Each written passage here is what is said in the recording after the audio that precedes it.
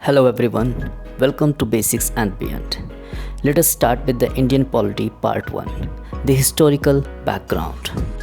As we know, British came to India in 1600 as traders in the form of East India Company.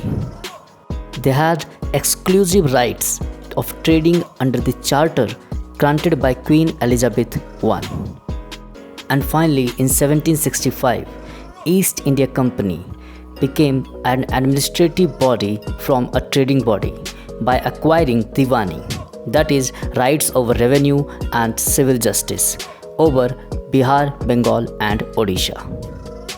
Now, let us have a brief look over the different acts passed during the company rule from 1773 to 1858. First, the Regulating Act of 1773. It was the first step by the British government to control and regulate the affairs of East India Company.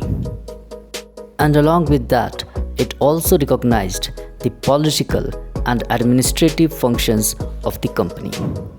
The Regulating Act of 1773 designated Governor of Bengal as Governor General of Bengal. It is key to note here the first Governor General of Bengal was Lord Warren Hastings. It created an executive council of 4 members to assist Governor General of Bengal and made governors of Bombay and Madras subordinate to Governor General of Bengal.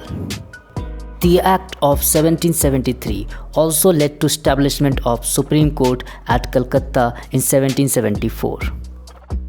Looking at the highly prevalent disease of corruption in those days, the Act prohibited the servants of the company in engaging any kind of private trade or accepting presents or bribes.